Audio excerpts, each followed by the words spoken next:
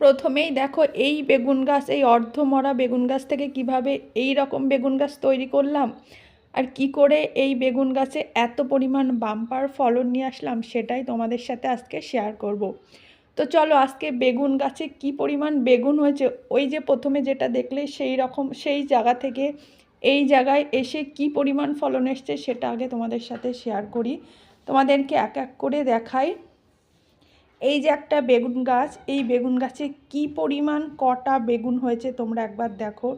এটা কিন্তু আমি কাটিং করার পরেই পেয়েছি।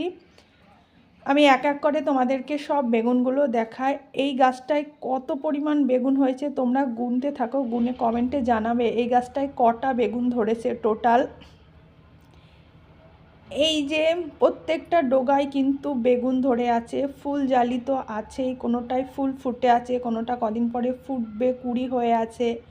একটু বড় সাইজের বেগুন, ছোট সাইজের বেগুন, একদম সবে ফুল থেকে বার হয়েছে সেরকম ধরনের বেগুন, মানে গাছ ভর্তি বেগুন হয়ে আছে। দেখো বন্ধুরা, পুরো থোকা থোকা বেগুন।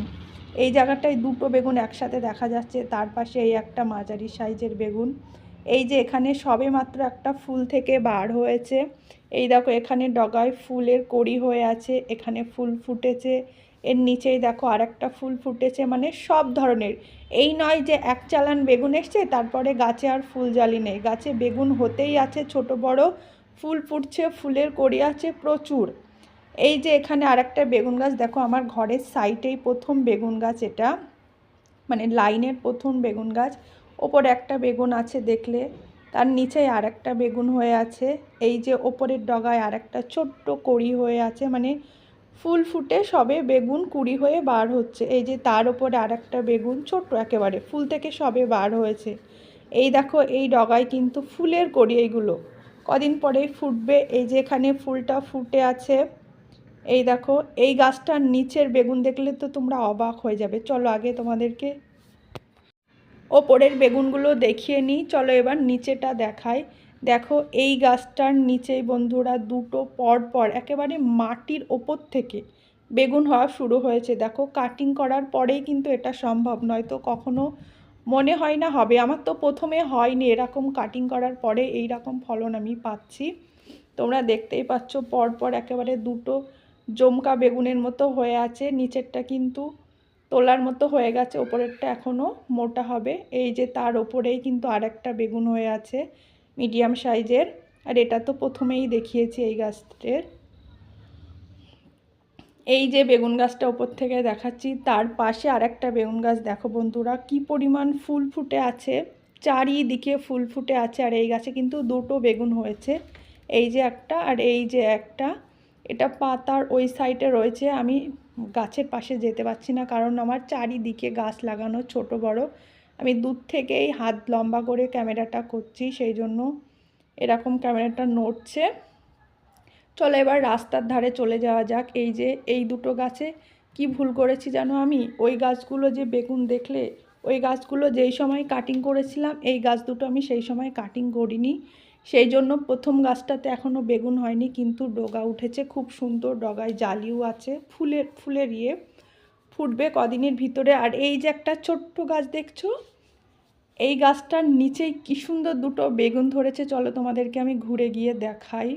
এই দেখো একদম মাটির ওপরে দেখো পাতাতেও প্রচুর মাটি লেগে আছে, কারণ গাছের গোড়ায় যখন পানি দেওয়া হয় সেই পানি ছিটকে মাটিতে মাটি লেগে যায় পাতাতে।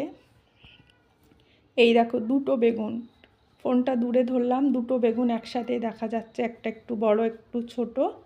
আর এই যে ওপরে একটা ফুল ফুটে আছে, আর তার পাশে দেখো আর একটা বেগুন গাছ। এই বেগুন গাছের বেগুনটা একবার দেখো তোমরা, এটা ফোনে কিন্তু বোঝাই যাচ্ছে না, বেগুনটা কিন্তু অনেক বড় মাশাল্লাহ। আমার বেগুন গাছে কিন্তু অনেক ভালো বেগুন হয়েছে, অনেক ভালো ফলন এসছে।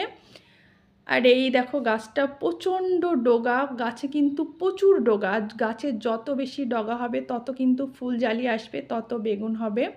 দেখো প্রত্যেকটা ডগায় কিন্তু ফুলের কড়ি বা ফুল ফুটে আছে, বা ফুল থেকে সবেমাত্র ছোট ছোট বেগুনের গুটি বার হয়েছে। এই দেখো এখানে ফুল ফুটে আছে, আর ঠিক তার নিচে কিন্তু এই একটা বেগুন হয়ে আছে, ছোট্ট বেগুন। আর ওই দেখো একটা নিচেই দেখা যাচ্ছে, আমি ওই দিকে যেতে পারছি না কারণ ওইদিকে আমার কুলি বেগুন গাছ আছে, ওর ভিতরে যাওয়া সম্ভব নয়, প্রচণ্ড ঝাঁকড়া হয়ে আছে আমার কুলি বেগুন গাছ। এই যে ক্যারটের গাজরের পাশে এই গাছটা, তার পাশে দেখো আরেকটা বেগুন গাছ, দেখো দুটো গাছ পাশাপাশি দেখা যাচ্ছে।